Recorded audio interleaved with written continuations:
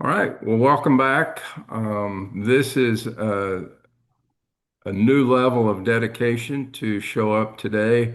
Last day of the school year, somewhat the week of 4th of July. So we're glad you're here. Hopefully there'll be some valuable information. And if you're listening to it recorded, I hope you enjoyed your 4th of July. But we're going to jump in, and for those that don't know, my initial profession was the CPA profession, and I was an auditor, did corporate banks, construction companies, and so I have a little bit of inside information, kind of how auditors think and what they're looking for, and what gives them a warm and fuzzy, and what sometimes doesn't. So hopefully, as we go through this, not only is the information timely, but I can maybe share a little bit of why the different pieces are important for the audit piece and what gives them comfort.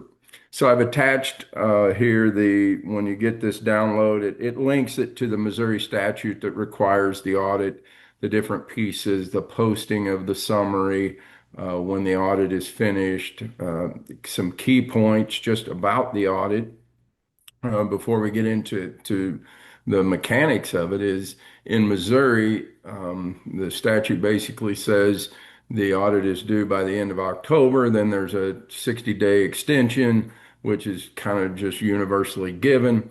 So you need to have your audit done by December 31st. And the penalty for not doing that is they will withhold your state payment. And I have actually seen that in districts. So it's legit. If your audit's not done, you're not getting your January payment. And I've seen them as late as April, May, getting finished. So they're holding 3, 4 months of your state payment. So you don't want that. So today we're going to try to hit on the importance of the bank recs. Where can you get some sources of information to reconcile your revenue? The importance of project codes as you build out or you wrap up the end of the year. Today, last day of the year, tomorrow, you should be able to really start on your reconciliations.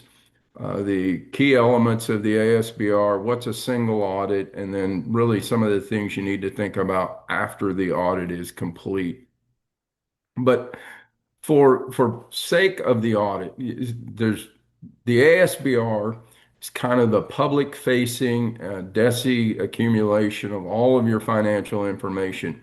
And over my career, the last 20, 25 years, they've gotten so much more detailed and their ability to tie pieces of the ASBR to other reports that you file in EPEGs, core data, whatever it might be, their ability to cross-reference things is much greater. So the ASBR has to be cleaner than it was in the beginning of my career.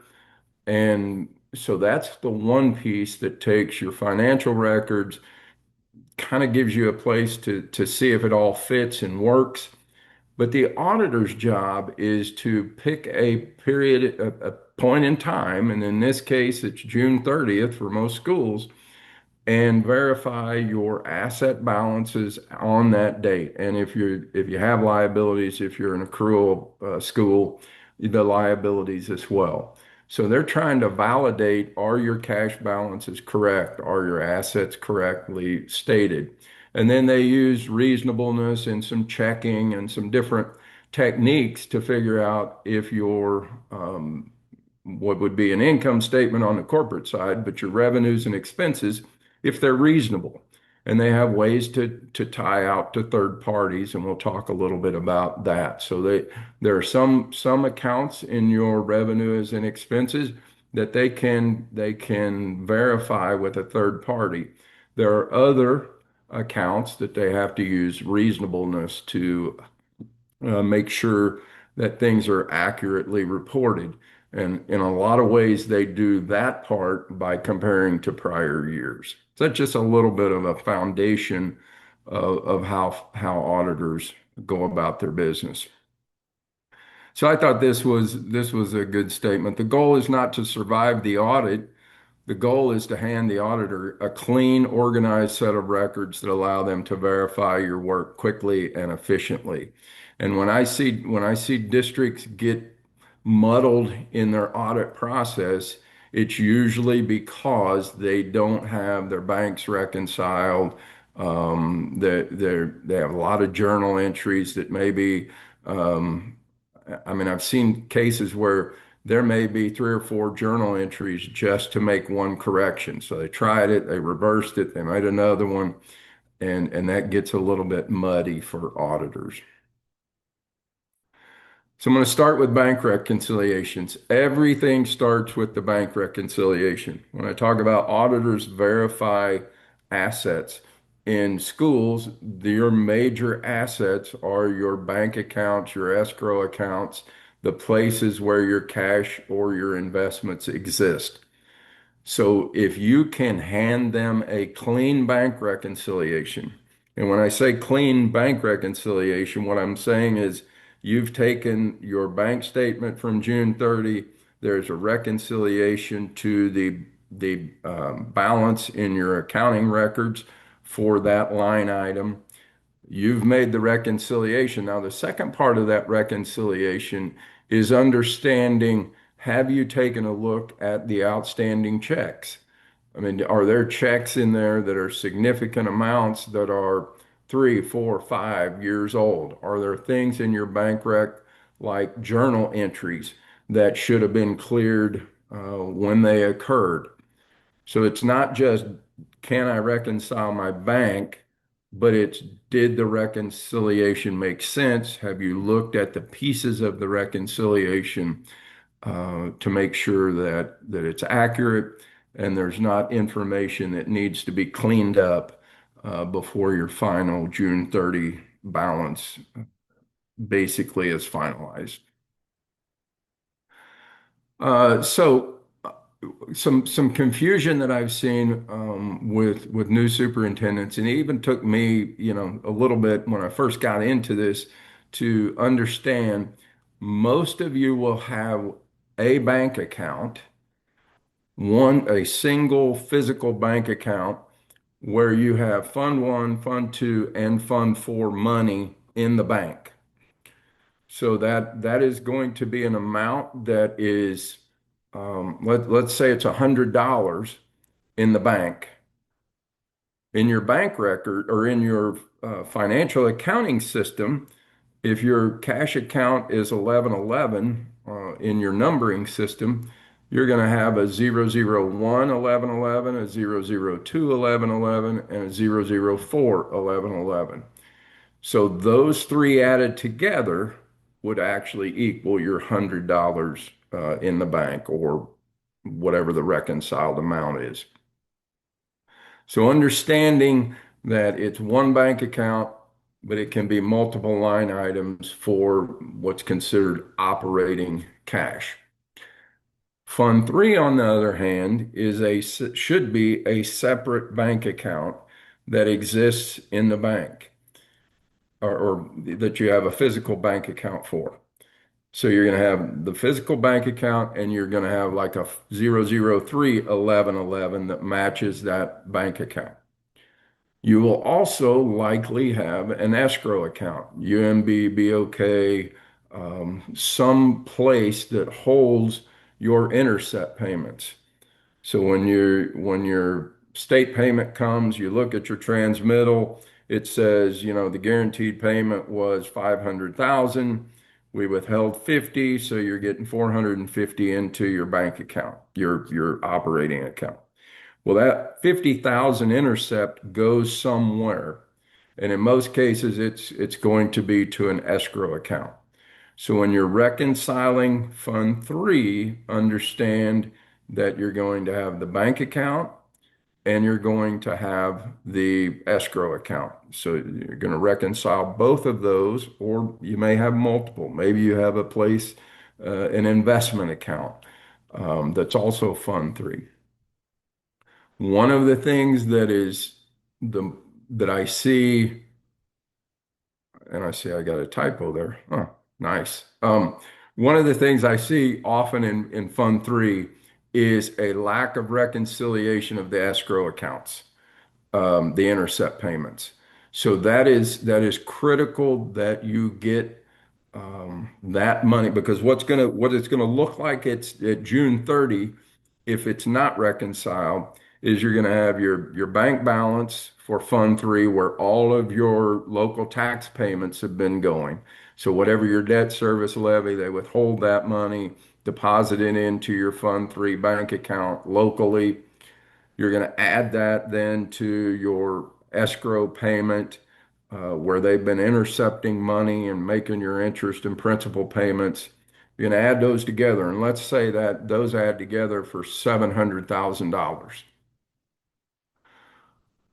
Well, if your intercept payments are still in that total, that means that that money that's in Fund 3 should be in Fund 1 or 2, um, likely Fund 1.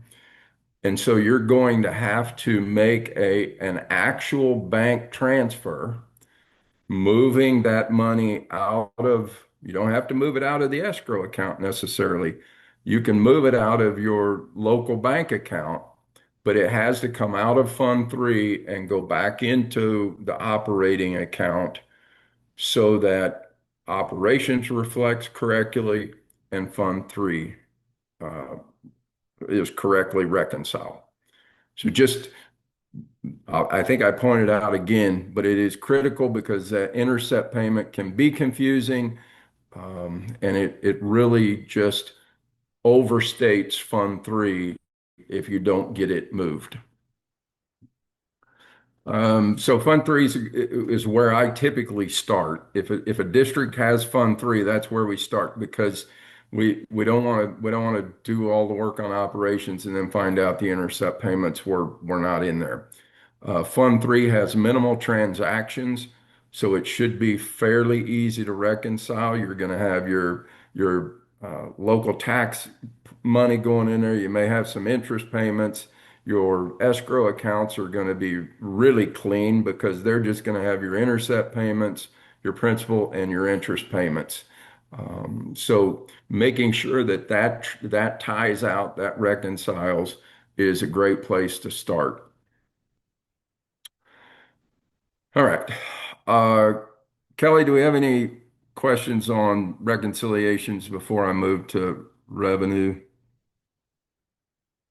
I'm kind of having to do this on a different computer today, so I'm not I don't actually. see any in the chat, Jim. Okay, perfect. Thank you. This out of the way. Okay, so the next thing then, once we get we feel good that we have the bank balances reconciled, we're comfortable, we can hand those over to the auditor and feel good about them coming in and having a solid starting place. Then we can go to revenue. And again, one of the things that I like is when I can tie something out to a third party document. In the case of cash, it's the bank statement. In the case of revenue, there are a couple of places that you can get this information. And I'm getting ahead of myself here. Let me address this slide. When you start revenue, this is more of a note.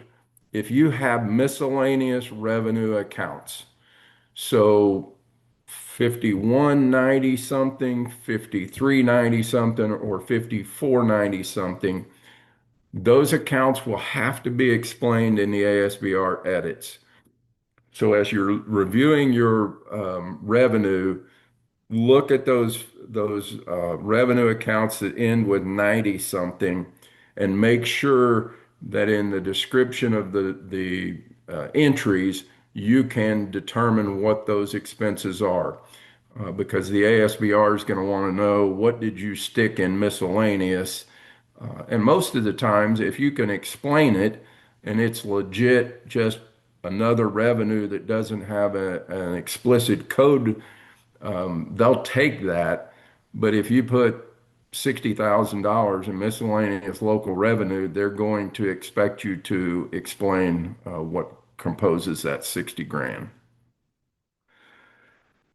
So the fund application of revenues is important because there are requirements that are placed on guaranteed payment, Prop C, classroom trust fund. Your local taxes have to be spread based upon the levy, and so when you're placing those, they need to be accurate. And some of the totals you will get to tie out might be, well, like the DESI is going to send you, we sent you $3 million in guaranteed payment. It's not going to state you need to have X in Fund Two, a minimum amount, X amount in Fund One. So you'll want to, as you review your revenues, you'll want to just see, okay, I have met the requirements for placement. And most of those relate to Fund Two and making sure that part is covered. The other part where placements are important is when you think about SPED, federal programs. Again, the DESI confirmation is going to say, we sent you X amount of money through Title One. What it's not going to tell you is what it was reimbursing for. So if you sent in a payment request that said $20 are for wages and benefits related to teachers and $10 are supplies, when you get that $30, you should code 20 of it to Fund Two and 10 of it to Fund One, and match those up the best you can. In Fund Four, when we get to Fund Four review, we're looking at, do all of the expenditures qualify for Fund Four placement? So did something get coded to Fund Four, a $75 tape measure, some kind of measuring device? If it was part of a big project, maybe, but if that $75 got mistakenly put into Fund Four, then probably need to journal that entry out and get it back into operations. So making sure whatever your rules are for your district, a lot of districts now have gone to $5,000 kind of floor for expenditures in Fund Four. Make sure that they're qualifying and they belong in there. Otherwise, journal them out. Are all lease purchase payments, principal and interest correctly coded to Fund Four? This is something else I will see occasionally is a district, when they made a principal and interest payment, they just assumed since it was principal and interest, it must be a Fund Three item. All right, so making sure that if it's a lease purchase item, not general obligation bonds, that those payments are correctly coded to Fund Four. And then also just making sure, and especially if you have some type of long-term tracking tool that you're using, make sure that Fund Four looks like what you expected it to look like in your planning, and then decide, what to transfer. If you were expecting to make a $500,000 transfer, does that still look like the right amount? Because the auditor at some point in time, at least in all of my experiences with auditors, they would come to the superintendent, maybe the superintendent CFO together, and say, all right, here's where we are at. We are about done with all of our entries and we like where we're at. How much do you want to move to Fund Four? And they will have that conversation. So understanding where Fund Four is going to end up, what your long range needs are, is going to help you have that conversation with the auditor. Project code matching. So this has become, when I talked about the ASBR and different things that have become more important as my career has gone on, this is one of the things that I see more and more compliance issues than early in my career.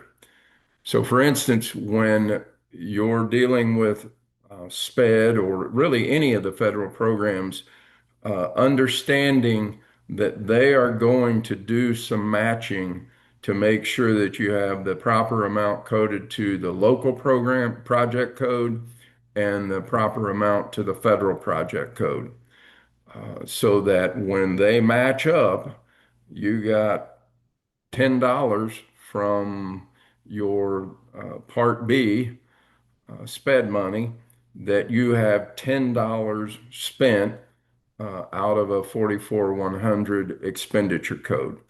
They want to know that those match up. It also affects your maintenance. It affects a lot of things, but just understanding that there is importance in those project codes.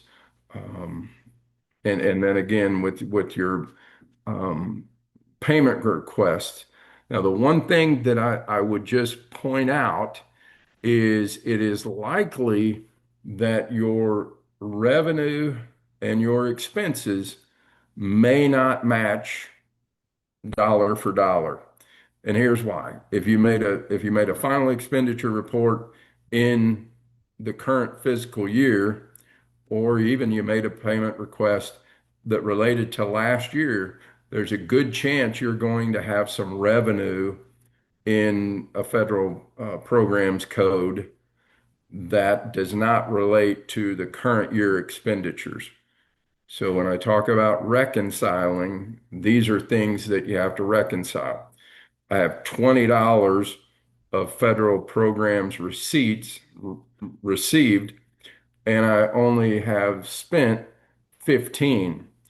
Well, the reconciliation part of that would be that you received $5 from the prior fiscal year in this current year. And so it is a reconciling exercise, but making sure that you have your project codes in order. All right, we're going to shift to the ASBR and the place that it plays in this whole scenario of the audit. So it's due by August 15th. And in order to get there, you go to your ASBR page, and down on the bottom left-hand side, there will be a file transfer um, link. And when you click it, it will pull up this screen. And it's important to understand, you can upload multiple times to the ASBR. So it's not a one and done.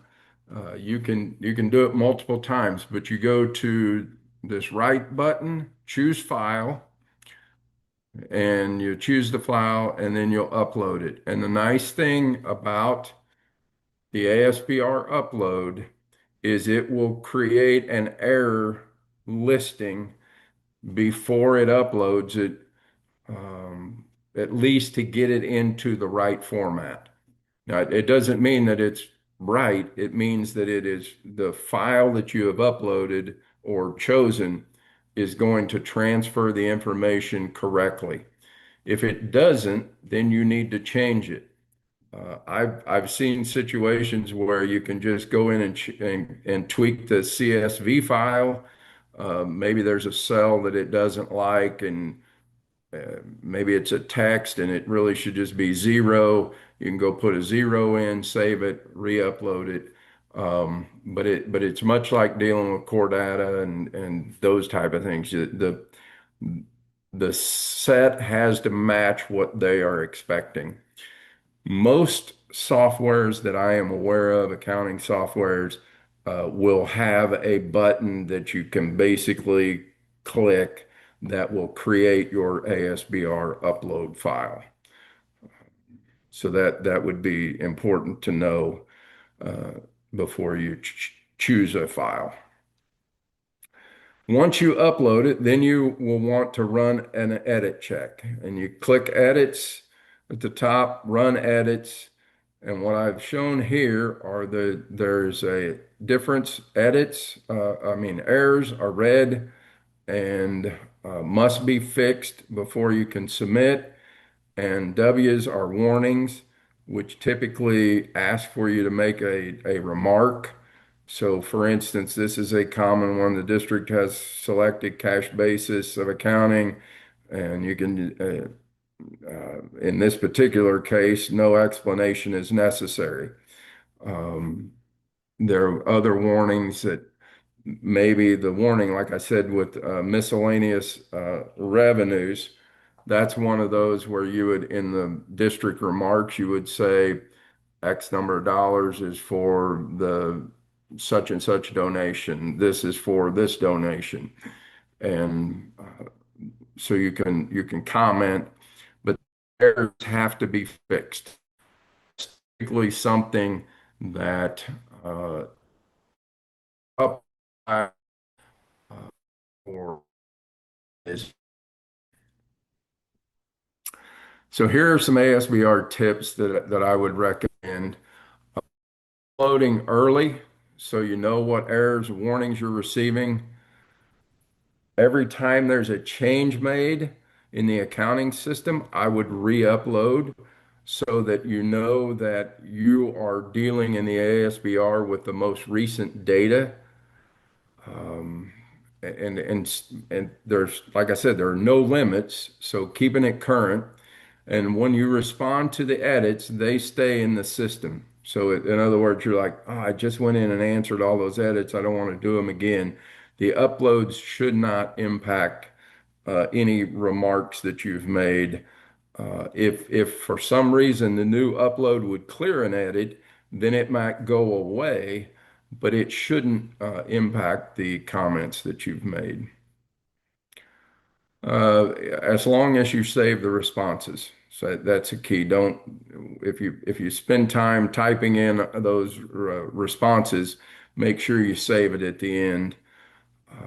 Let's see. DESI may or may not respond to district comments in the warnings. If they don't like what you've put, typically they will respond, need further information, etc. And then we'll talk about the transportation and debt information, but you have to manually enter that. Um, and then there are some places where you can manually override information that has been uploaded. So if you keep encountering an error, I had a district I couldn't get their software to handle the um, transfers correctly in the software upload. So I went in and manually made the transfer information. When you look at your current ASBR or even a prior ASBR, if you click on version, it will give you all of the history of the ASBR. So in this particular case, we submitted it on 8/15. We submitted again, or they, whatever, submitted it again on 9/15. They got an edit letter, which that letter would then say, these are the things that we need you to correct. So they submitted another one on 9/24, got another edit letter on 10/16, made a couple more submissions, and then ultimately what you're looking for is a balance letter, which basically is, hey, we like your ASBR, you're good to go. That doesn't mean you can't change it again. That means that DESI has now agreed that you have sufficiently answered their questions. They consider it finished.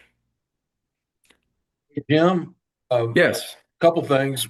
One, the letter that you're talking about, is that a email letter or is that a letter?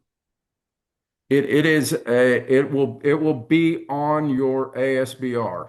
Okay. And, All and right. I think an email I'm trying to remember, but I'm pretty sure an email comes saying the balance letter has been um, issued. Okay. Uh, but you would go to the ASBR page to here, and you would click on this balance, and then it would give you, this is kind of the top of the letter. You can see Kyle Cruz's Right. name here, and so you would see it here, but I think you also get an email saying it has Okay. been. Then we have a couple of questions in the chat. One Okay. says, what type of documentation would work for Fund 4 expenditures for a bond project that are less than $5,000? For example, tree and stump removal to a contractor so that its parking lot can be built. So that's one question. Okay. So, I mean, I would just suggest that if it's part of if it's a part of a bigger project, you're fine. I would just keep a maybe a folder or whatever on that particular project that said, the stump removal, this, all of these pieces with this invoice, this check number were part of project X, um, So, approved by the board meeting or by the bond issue. so Jim, that was my question, and Deanna had a follow-up one to think, but I kept a spreadsheet along with I kept all of the documentation for each of those smaller projects in its own separate file with all of the bond issue stuff. Is that, I guess I'm just more like, because I'm not going to be there to prepare for the audit, is there something Yeah. else I need to tell them to do to get ready? No, I think that spreadsheet will walk them through. And the nice thing about it is when you provide information like that, if the auditor were to say, well, we don't really like this part of it, they can always suggest or recommend a journal entry at the end.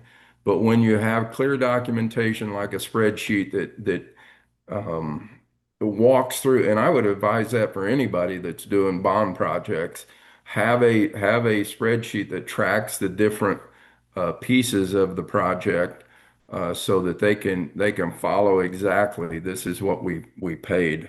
Because you do have a little bit of that fiduciary responsibility back to your patrons anyway to show them how you spent that money.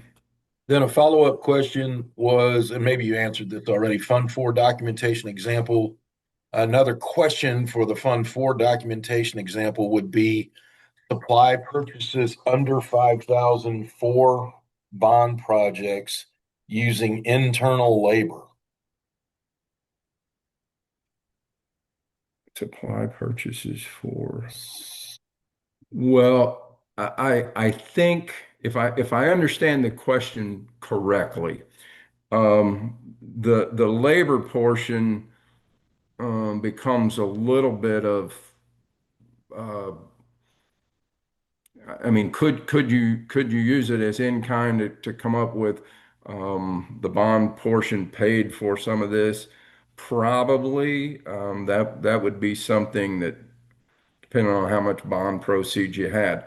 But the supply question specifically is if it's part of a bigger project, it doesn't, I mean, if you go get nails for a project that's a $500,000 project, it's still part of the project, if that makes sense. You don't have to carve out the nails because they were under $5,000.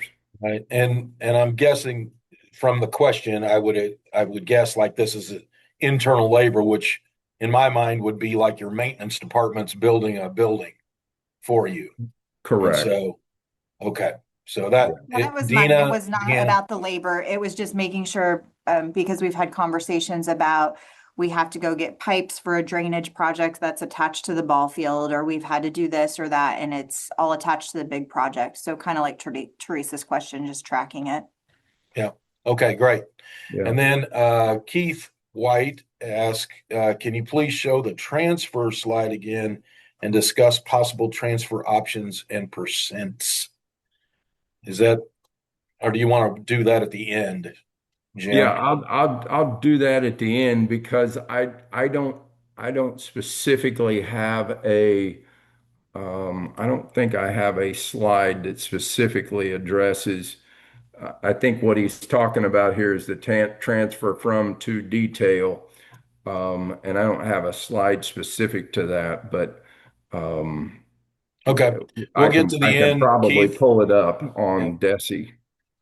Okay. Well, we'll get to the end and we can explain that question. Perfect. Thanks. Perfect. All right. So this is more of just a reminder that this does not upload automatically. So you've got to go into your transportation aid slides and enter your information. So this is your ridership counts that the board approved during the year. And then you'll have another one that talks about miles down at the bottom, and in another episode of Tight Times Tuesday, we talked about the difference between non-route miles, disapproved route miles down at the bottom, but you'll enter all of this information. Now, this is something also that the auditors will audit. They'll look at your ADA calculation, they'll look at your transportation calculation. And the reason for that is because you're getting paid for those two things. So it is part of their job as selected things that they have to look at. ADA and transportation are two of them. So they'll help you, or I don't know how much they'll help you, but they will definitely give you feedback if your numbers don't look correct. Part of ASBR transportation also is making sure that you have your buses in there. So if you bought new buses, you'll want to put them in there. If you've sold or gotten rid of a bus, you'll want to take it off. And then the long-term debt portion is the same thing. This is the summary tab where it gives you the different types of debt. And so you can see a summarization of that. If you click on like general obligation bonds, it will take you to a detail tab where you will put in, if you have new bonds, you can name them so that you can keep track of which is which. And then you'll put in the transactions that occurred for that year. All right, single audit. If you've expended federal funds of more than $1 million, the district is required to have a single audit. So the auditors are going to have to spend additional time. Typically, they'll pick one of your programs and they'll do a more intense review of that particular program. So whichever, maybe it's SPED, maybe it's Title One, maybe it's food service, but they'll pick a federal uh, funded program and they will do a more detailed investigation into that program, and then they'll issue an opinion on the single audit. One of the things that you will have to prepare if you're having a single audit is a federal expenditures report. So you'll report, who it's under, what it was for. The CFDA number you can pull off of your payment transmittal, or chat, or Google, or your best friend. You can Google these numbers to know, what program it is you get paid for. You'll total up the expenditures for those programs, and then you'll have a total amount.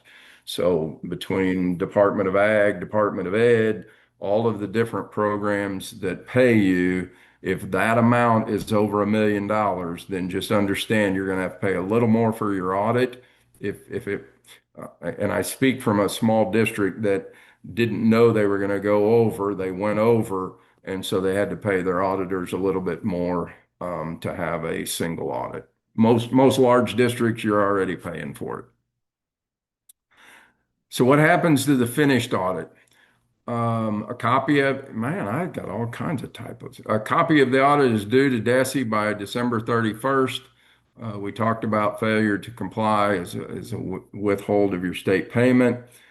Then you prepare a summary. The statute walks through what that summary has to have, and you publish that summary in a newspaper or post it in 5 public places in the district. to allow the public to see that you had an audit and some of the key pieces, the auditor's opinion, kind of a summary of where you're at financially. And then I just put this as a start now. A successful June 30, 2027 audit starts tomorrow. So how you make your entries, how you go through your month-end review, all of those things, what detail you put when you make journal entries, if you add good descriptions when you pay bills, any of those things that you do, the little details, are the breadcrumbs that will serve you well when the auditor is on site. So if they come and they want to look at um, your 2214 PD purchase services, and you've got 14 entries in there.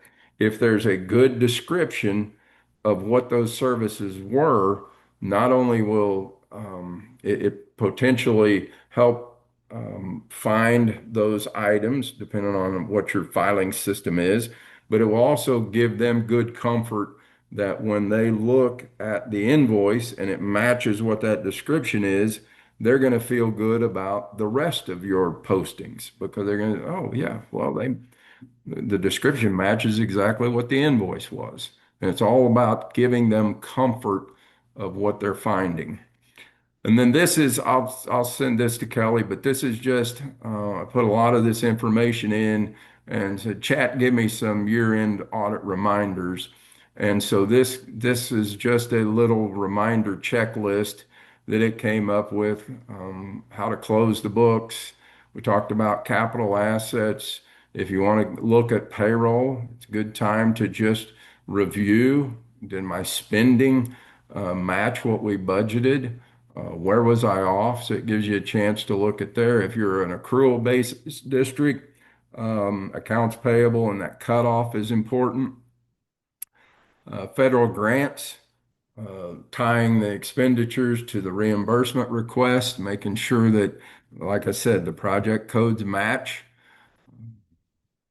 Internal controls, they're starting to ask more and more questions about your internal control processes.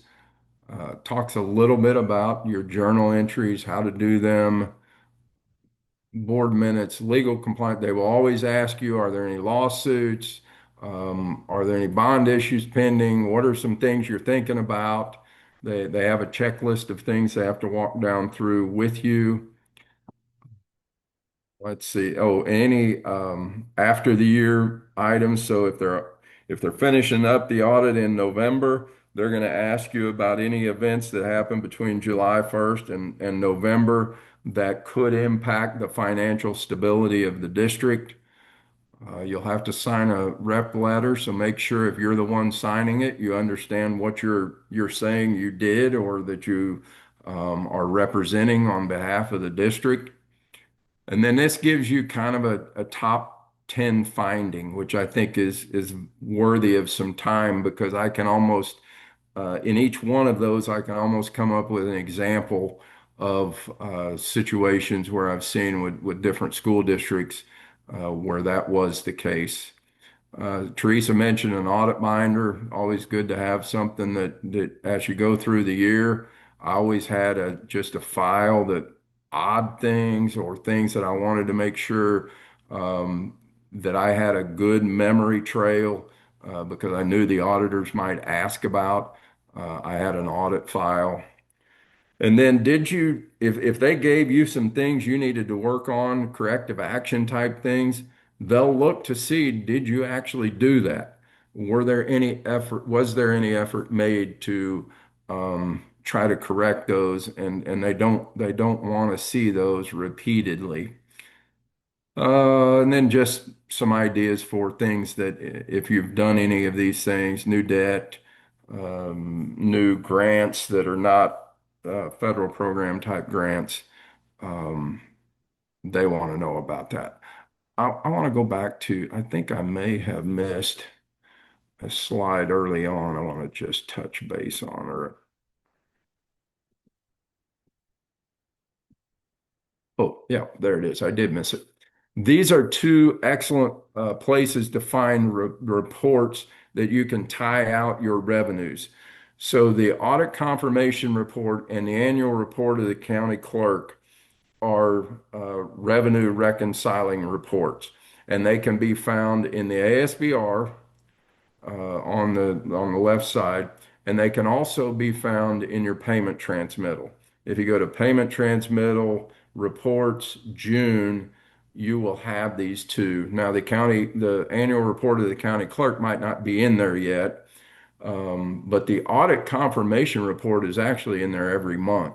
So if maybe in December or pick a month when you're doing some budget reviewing, you can go to that audit confirmation report and it will give you everything that has flowed through DESI and give you the total. So at December, if you receive $2 million from guaranteed payment, you can look, the December audit confirmation report will show $2 million. You can check to see if that's what you've coded to 5311, and there you go. So, but there are two different places to find it. And again, I just will remind you, you can tie out the total, but not the fund. The fund, making sure the placement is accurate, is on the district. All right. So I think that's it, Callie.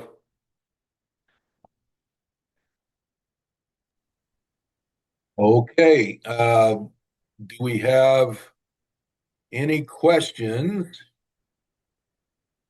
And Keith, if you want, I can get with you and we can go over those transfers.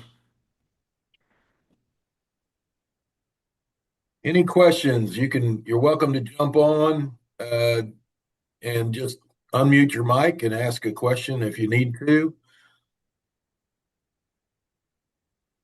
about audits or any other topic that we've kind of hit on over the last 9 sessions. Yeah, Jim, I have a quick question. I asked about leaving documentation behind, but heading to a new district, what would be your recommendations for any of us that are heading to a new district and are immediately going to be working on audit to start looking at in the previous year that, in a budget and a general ledger that we did not really have much to do with? Yeah, that's a great question. So first of all, I would get the audit reports from the prior, well, the current one won't be done, but you can certainly be involved in with the auditor so you can kind of understand their process, what questions they're going to ask. They will have I would just ask them, what are the things that you see that we need to address between now and next audit season? And they'll be honest. Well, these things seem to be a little loose. You're good here. We're concerned maybe it looks like you're losing money in food service. You might want to look at that during the course of the year. I mean, they will give you all kinds of tips if you ask. The second thing is I would pull the prior audit reports 2 or 3 years and look at the reports that they prepared, especially any recommendations. So they will, if there were corrective action plans, were they addressed? So that you know kind of a little bit of the history of what they saw and whether it got taken care of. But I think communicating with them, they're gonna know the district, especially if they've been on the assignment for 2, 3 years and sometimes maybe 20 years. Uh, they may know more than just financial numbers. They may give you some insight into the way the board reacts to the audit, the expectations they have. So I would spend some time if there's a lead auditor that's been on the audit for 2 or 3 years, they're going to have some insights that would be very valuable. Jim, you want to put down your share screen and what Keith followed up with, he said, "Thanks, Jim. My specific questions are about lose 5116 transfers as we have more here due to so many TIFs." So I think he's trying to figure out the whole maybe transferring those dollars. Does that make sense? Yes, and that probably something we need to discuss offline because there are some things about that and um, Yeah, I would hate to shoot from the cuff on those transfers that he's talking about. sure. Any other questions? Yeah, hey Jim, my board has expressed some interest in bidding out new auditors. I This is really last year was my first experience with them as far as a full audit. I really liked them. I thought their communication was spot on, and they treat us like a small school, not just another business. So, what is your experience in that, and what would you recommend to pursue forward? Yeah, that's a great question, and legal service, audit service is kind of one of those things that you get by with just going with who you've used, and boards sometimes get a little antsy about rebidding that. I would say if your board is pressuring you to rebid, then I would certainly, especially if the contract has ended and you're just going like on an annual renewal, I would certainly be cognizant of their wishes. If you can have a conversation with them about, listen, they were great. It is so important to have this communication. I'm concerned if we go out for bid, we'll get somebody that comes in and lowballs it and maybe doesn't have the staff to get it done timely, or just does two or three audits and maybe doesn't know all the details. However you want to pose it, but making sure and kind of setting the stage for being able to go back to them and say, we rebid it. Here is our existing firm, and they're not the lowest, but we really want to stay with them. So you've kind of laid that groundwork. Ultimately, it's going to be, you're going to have to do what they basically tell you to do. But I would try to first convince them that they're good. We need to stay with them. And then secondly, if they're going to make you bid it, do some prep work just in case they are not the low bid, and you can come back and still be able to stay with them. Does that answer the question? No, that was perfect. Thank you, Jim. Okay. Okay. All right. Last chance for some questions.